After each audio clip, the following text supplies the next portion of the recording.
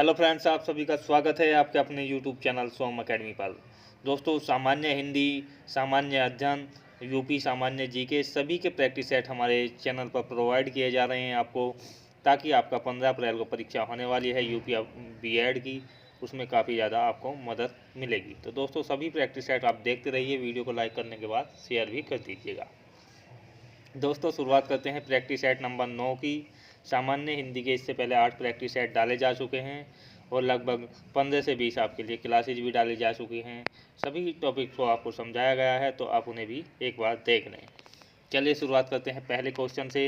लेकिन दोस्तों, यदि आप मॉक टेस्ट सोल्व करना चाहते हैं तो somacademy.org पर जाकर भी आप सोल्व कर सकते हैं, क्योंकि वहाँ पर आपको फ्री मॉक टेस्ट सोल्व करने का मौका मिलेगा और सभी सब्जेक्ट के मॉक टेस्ट आप वहाँ पर जाकर सोल्व कर सकते हैं।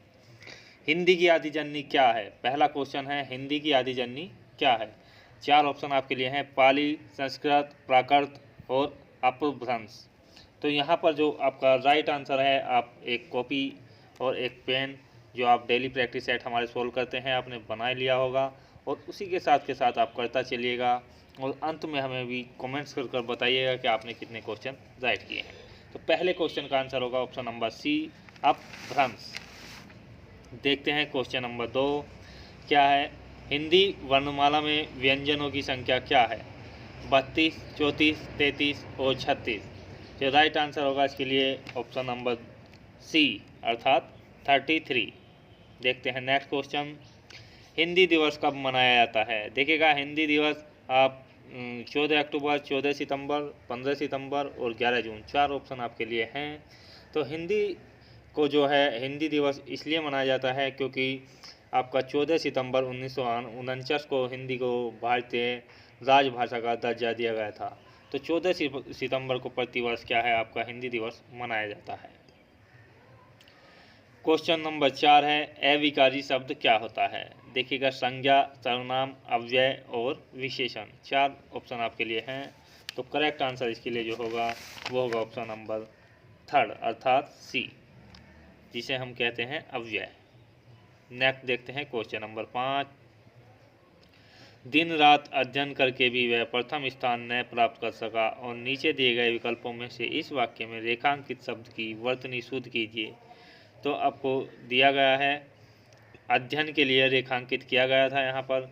चलिए, अब हमने आपको लिए कर दिया है। तो अध्ययन की जो यहाँ पर शुद्ध वर्तनी है, किस तरीके से अध्ययन लिखा जाता है, आपके लिए 4 ऑप्शन हैं। तो करेक्ट आंसर आपके लिए जो होगा वो होगा ऑप्शन नंबर 2 अर्थात बी। क्वेश्चन नंबर 6, शब्दों में शुद्ध वर्तनी वाला शब्द क्या है? सर्वोत्तम, सांसारिक, कीर्ति, सच्चिदानंद। देखिएगा, शुद्ध वर्तनी अर्थात कौन अपने शुद्ध रूप में लिखा गया है, यह पूछा गया है क्वेश्चन में। तो इसके लिए जो राइट आंसर होगा ऑप्शन नंबर सी अर्थात सच्चिदानंद। क्वेश्चन नंबर 7, 2 वर्णों के मेल से होने वाले विकार या परिवर्तन को क्या कहते हैं? संधि, समास, उपसर्ग और प्रत्यय, 4 ऑप्शन आपके लिए हैं। तो करेक्ट आंसर के लिए स्क्रीन पर चलते हैं। आप सभी जानते हैं 2 वर्णों के जो मेल होता है उसको कहा जाता है संधि। तो ऑप्शन ए बिल्कुल करेक्ट आंसर होगा। सत्याग्रह का संधि विच्छेद कीजिए। देखिए, सत्याग्रह का संधि विच्छेद, 4 ऑप्शन आपके लिए हैं। सत्या प्लस ग्रह, सत्य प्लस ग्रह, सत प्लस आग्रह, सत्य प्लस आग्रह। तो राइट आंसर जो होगा आपका ऑप्शन नंबर डी अर्थात सत्य प्लस आग्रह है। उपसर्ग का प्रयोग होता है शब्द के आदि में, शब्द के अंत में, शब्द के मध्य में, इनमें से कोई नहीं। 4 ऑप्शन आपके लिए हैं। तो राइट आंसर होगा आपके लिए ऑप्शन नंबर ए, शब्द के आदि में। देखते हैं नेक्स्ट क्वेश्चन। क्वेश्चन नंबर 10, मिठास शब्द में किस प्रत्यय का प्रयोग किया गया है? मीठा, ठास, प्यास और आस। तो सही आंसर होगा इसके लिए ऑप्शन नंबर सी अर्थात आस। क्वेश्चन नंबर 11, इस समास में पहला पद संख्यावाचक होता है, उसको क्या कहा जाता है? अव्ययीभाव, दीर्घु, द्वंद्व या कर्मधारय। तो राइट आंसर होगा आपके लिए ऑप्शन नंबर 2 अर्थात दीर्घु समास। यह संख्यावाचक होता है। पहला पद। जिस समाज का पूर्व पद अर्थात पहला पद प्रधान हो उसे क्या कहा जाता है? संबंध, तत्पुरुष समास, कर्मधारय, अव्ययीभाव और द्वंद्व। 4 ऑप्शन आपके लिए हैं, तो राइट आंसर होगा ऑप्शन नंबर सी अर्थात अव्ययीभाव समास। देखिएगा क्वेश्चन नंबर 13, राजपुत्रों में कौन सा समास है? तत्पुरुष, दीर्घु, द्वंद्व या कर्मधारय। राइट आंसर होगा ऑप्शन नंबर ए अर्थात तत्पुरुष समास। देखते हैं क्वेश्चन नंबर 14। तो यहाँ पर दिया गया है प्रत्येक 4 विकल्पों में से बेमेल शब्द को चिन्हित कीजिए 14वें और 15वें क्वेश्चन के लिए। तो घर, परिवार, प्रियजन और बच्चे 4 शब्द हैं। यहाँ पर बेमेल जो शब्द होगा वो होगा आपके लिए 14वें क्वेश्चन का ऑप्शन ए, क्योंकि परिवार, प्रियजन और बच्चे संबंध रखते हैं आपस में, लेकिन घर एक अलग चीज़ होती है। देखते हैं 15वां क्वेश्चन। समस्या, खेद, कठिनाई और जटिलता। यहाँ भी आपको बेमेल शब्द निकालना है। तो समस्या, कठिनाई और जटिलता तीनों एक ही जैसे शब्द हैं, और खेद अर्थात बी ऑप्शन यहाँ पर राइट होगा। देखते हैं नेक्स्ट क्वेश्चन। कर्कश का विलोम नीचे दिए गए विकल्पों में से चुनें।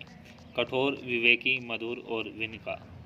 4 ऑप्शन आपके लिए हैं। तो कर्कश का विलोम होता है ऑप्शन नंबर सी अर्थात मधुर। श्री गणेश का विलोम शब्द है श्री राधा, विनाश, इति श्री, कोई नहीं। तो राइट आंसर होगा आपका ऑप्शन नंबर बी अर्थात इति श्री। 18 और 19 क्वेश्चन। जो इंद्र पर विजय प्राप्त कर चुका हो उसको क्या कहा जाता है? इंद्रजय, इंदु, जितेंद्रिय और इंद्रजीत। 4 ऑप्शन आपके लिए हैं। तो करेक्ट आंसर होगा ऑप्शन नंबर सी अर्थात इंद्रजीत, इंद्र को जीतने वाला। उच्च कुल में पैदा व्यक्ति के लिए वाक्य के लिए एक शब्द क्या होगा? धनी, श्रेष्ठ, स्वर्ण और कुलीन। तो राइट आंसर होगा ऑप्शन नंबर डी अर्थात कुलीन। ईश्वर तुम्हें दीर्घायु दे अर्थ के आधार पर वाक्य का भेद बताइए। प्रश्नवाचक, विस्मयवाचक, इच्छावाचक और निषेधात्मक। 4 ऑप्शन आपके लिए हैं। तो करेक्ट आंसर होगा ऑप्शन नंबर सी अर्थात इच्छावाचक। इच्छा की जा रही है ईश्वर तुम्हें दीर्घायु दे।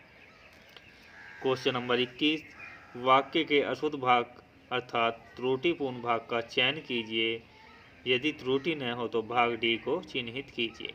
एक वाक्य दिया गया है, 4 इसके भाग दिए गए हैं, तो आप देखिएगा। धनवान को बेकार में सहायता देकर कोई लाभ न होगा, कोई त्रुटि नहीं। 4 विकल्प आपके लिए हैं। तो सही विकल्प होगा इसमें आपके लिए किसका? ऑप्शन नंबर बी अर्थात बेकार में। देखते हैं नेक्स्ट क्वेश्चन। हिंदी शब्दकोश में 6 का क्रम किस वर्ण के बाद आता है? कै, छे, त्रै और कै। 4 ऑप्शन आपके लिए हैं। तो राइट आंसर होगा ऑप्शन नंबर ए अर्थात कै। देखते हैं नेक्स्ट क्वेश्चन। अक्ल का दुश्मन मुहावरे का अर्थ क्या होता है? अक्ल का दुश्मन अर्थात मित्र, महापंडित, महामूर्ख या शत्रु। तो सी ऑप्शन इसके लिए राइट होगा महामूर्ख। खग जाने खग की भाषा लोक। देखिएगा क्वेश्चन नंबर 24। खग जाने खग की भाषा लोकोक्ति का उचित अर्थ क्या होगा?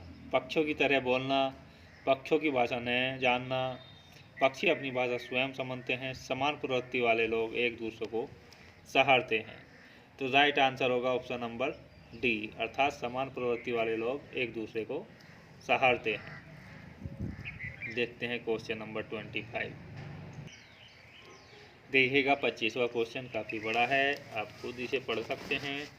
और इसका जो आंसर होगा 4 ऑप्शन आपके लिए दिए गए हैं।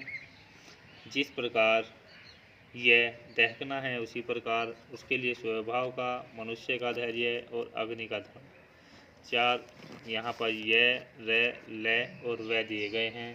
तो यहाँ पर देखिएगा सही जो आंसर होगा वो होगा आपके लिए 25वें क्वेश्चन के लिए ऑप्शन सी, मनुष्यों का धैर्य।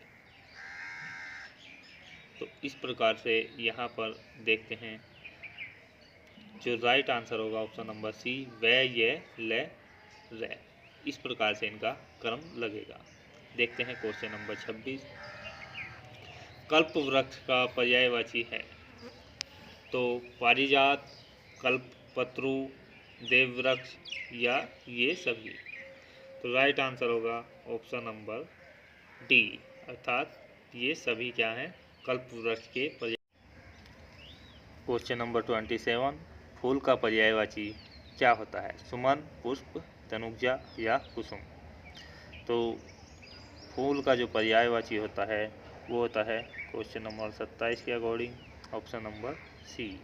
दोस्तों ये जो क्वेश्चन है ये गलत प्रिंट हो गया है, इसमें पूछा गया है फूल का पर्यायवाची नहीं है, तो यहाँ पर जो नहीं है के लिए उत्तर आएगा वो आएगा तनुजा। बाकी सुमन, कुसुम, पुष्प ये क्या है, फूल के पर्यायवाची होते हैं। तो क्वेश्चन में यह है कि फूल का पर्यायवाची नहीं है। देखिएगा क्वेश्चन नंबर 28। किस रज को रसराज कहा जाता है? वीर रस, हास्य रस, शांत रस और श्रृंगार रस। 4 रस आपके लिए हैं। ऑप्शन होता है रसराज कहा जाता है श्रृंगार रस को। ऑप्शन नंबर सी इसका राइट आंसर होगा। जिस छंद में 4 और प्रत्येक चरण में 16 मात्राएं होती हैं उसको कहा जाता है दोहा, सोरठा, रोला या चौपाई। तो आप सभी जानते हैं जिसके प्रत्येक चरण में 16 मात्राएं होती हैं उसको कहा जाता है चौपाई छंद, अर्थात ऑप्शन नंबर डी। मन रे तन कागज का पुतला, लागे बूंद बिनसी जाग छिन में, गरब करे पंथा इतना, इन पंक्तियों में कौन सा रस है? तो रस आपके लिए दिए गए हैं भक्ति रस, श्रृंगार रस, करुण रस और शांत रस। तो राइट आंसर होगा आपके लिए ऑप्शन नंबर डी, अर्थात शांत रस। Question number 31। दिव सांसान का समय, मेघ में आसमान में उतर रही है, वह संध्या सुंदरी परिसी धीरे धीरे। यह क्वेश्चन काफ़ी ज़्यादा बार पूछा जाता है और अलंकार आपको इसमें बताना है। रूपक, उपमा, सलेश और मानवीकरण 4 ऑप्शन आपके लिए हैं। काफ़ी इंपॉर्टेंट क्वेश्चन है। तो राइट आंसर होगा ऑप्शन नंबर डी, अर्थात मानवीकरण। Question number 32। दिए गए विकल्पों में से निर्गुण भक्ति काव्य के प्रमुख कवि कौन हैं? सूरदास, कबीर, तुलसीदास और केशव। 4 ऑप्शन आपके लिए हैं। तो राइट आंसर होगा ऑप्शन नंबर बी, अर्थात कबीर। देखते हैं पृथ्वीराज रासो किस काल की रचना है? आदिकाल, रीतिकाल, भक्तिकाल, आधुनिक काल। 4 ऑप्शन आपके लिए दिए गए हैं। तो राइट आंसर होगा 33 में ऑप्शन नंबर ए, अर्थात आदिकाल की। Question number 34। भारतीय संविधान में किस भाषा को राजभाषा के रूप में स्वीकार किया गया? अंग्रेजी, हिंदी, उर्दू, तमिल। तो आप सभी जानते हैं भारतीय संविधान में जो राजभाषा का दर्जा है वो हिंदी को दिया गया है। तो option C right answer. Kamayani काफ़ी प्रसिद्ध महाकाव्य है, इसके रचयिता कौन हैं? सूरदास, जयशंकर प्रसाद, प्रेमचंद और कबीरदास। 4 ऑप्शन आपके लिए दिए गए हैं। तो कामायनी है ऑप्शन नंबर सी, अर्थात जयशंकर प्रसाद। क्वेश्चन नंबर 36 से 40 तक आपको दिए गए हैं। पद्यांश के आधार पर आपको आंसर इसके बताने हैं, तो आप इसे ध्यान से पढ़ लीजिएगा। हम चलते हैं क्वेश्चन की ओर। क्वेश्चन नंबर 36 को देखते हैं। कवि क्या करने की प्रेरणा दे रहा है? गम के आंसू पीने की, आत्मसमर्पण की, रुकावट को ठोकर मारने की, कुछ भी न बनने की। तो 4 ऑप्शन में राइट आंसर होगा ऑप्शन नंबर सी, अर्थात रुकावट को ठोकरे मारने की। कवि के अनुसार किस प्रकार का यहाँ पर दिया गया है? तो आपको जो यहाँ पर देखिएगा, यहाँ पर दिया गया है क्वेश्चन नंबर 37। कवि के अनुसार किस प्रकार का जीवन व्यर्थ है? तो यहाँ पर जो दिया गया है आगे का वाक्य हम आपको बता रहे हैं, जीवन व्यर्थ है। तो यह पूरा क्वेश्चन है आदर्शवाद, समझौतावादी, खून पसीना लगाकर, रुकावट को ठोकर मारना। तो 4 ऑप्शन आपके लिए हैं। तो 37वें क्वेश्चन का जो राइट आंसर होगा बी, समझौतावादी जीवन। नेक्स्ट क्वेश्चन है 38वां। इन देखिएगा क्वेश्चन नंबर 39। पाहन शब्द का पर्यायवाची क्या होता है? मेहमान, पत्थर, पैर और पर्वत। तो राइट आंसर होगा ऑप्शन नंबर सी, अर्थात पत्थर। कुछ भी बनकर बस कायर मत बन, कवि ने क्यों कहा। कुछ भी बनना आसान है, कुछ भी बनना मुश्किल है। कायर मनुष्य का जीवन व्यर्थ है, कायर मनुष्य का अच्छा नहीं होता। तो सी ऑप्शन इसके लिए राइट होगा, कायर मनुष्य का जीवन व्यर्थ है। दोस्तों ये 40 क्वेश्चन आपने कितने क्वेश्चन अटैम्प्ट किए हैं प्लीज़ कमेंट बॉक्स में ज़रूर बताइएगा। प्रैक्टिस सेट को ज़्यादा से ज़्यादा आप लाइक करने के बाद शेयर भी कीजिएगा, क्योंकि सभी दोस्तों को इसकी मदद मिल सके। मिलते हैं नेक्स्ट वीडियो में। जय हिंद, जय भारत।